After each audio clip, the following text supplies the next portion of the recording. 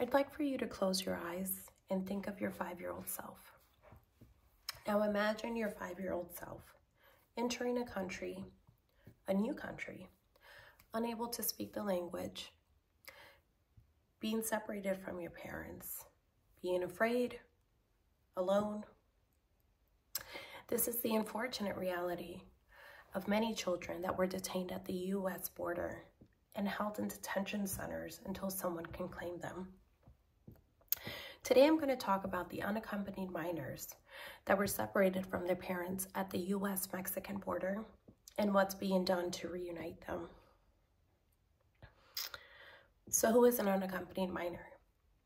The Department of Homeland Security has defined the unaccompanied child as individuals younger than 18 years of age who have determined to have no lawful immigration status and who either do not have a parent or legal guardian in the United States or do not have a parent or legal guardian in the United States who is available to provide care and physical custody. Under former President Donald Trump's administration, a zero-tolerance policy was announced that authorities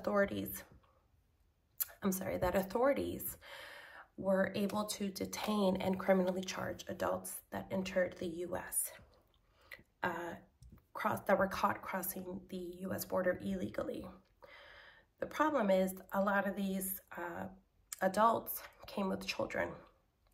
Because the children were not able to be charged, they were then sent to different facilities. And this is how they were separated. The adults went to a facility to be charged. Meanwhile, the children were sent to other facilities to await for their parents. So what happened once a child was separated from their parents at the border? Once a child was separated at the or apprehended by the U.S. Border Patrol, they were placed into U.S. Customs and Border Protection facility, and they were detained there until they could determine if they qualified as an unaccompanied minor. And once a child is determined to be an unaccompanied minor, they were transferred into a custody of Health and Human Services. Health and Human Services would then find placement for their children, which could range from group homes, foster care, or other facilities equipped to provide long-term child care. Their Office of Refugee Resettlement would also find placement for children across a network of more than 200 state licensed facilities, state licensed and federally funded facilities. Their ultimate goal was to release the children into the care of a sponsor, which could range from a close relative or a parent living in the U.S. So what about the children that had nowhere to go? Unfortunately, some minors did not have sponsors in the U.S., and therefore they had to remain in the custody of Health and Human Services, which means that they would remain in foster care, and they were never reunited with family, even till this day, years after their separation took place.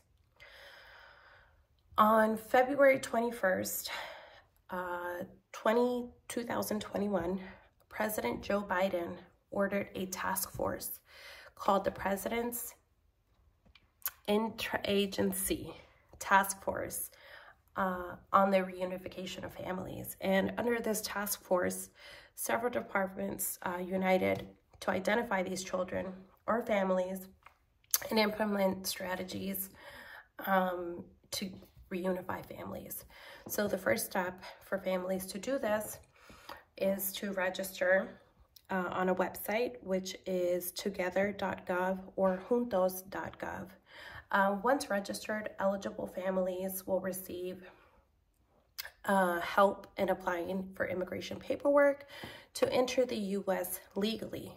Once approved, family members are allowed to come into the U.S. and be reunited with their children and even live and work in the U.S. for up to 3 years. Families are advised not to enter the U.S. through the U.S.-Mexican border illegally.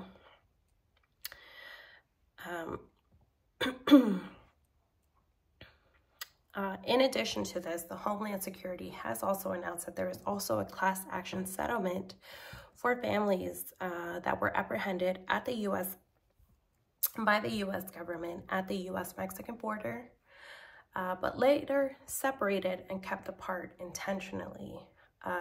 Families can find out more information on this at the U.S.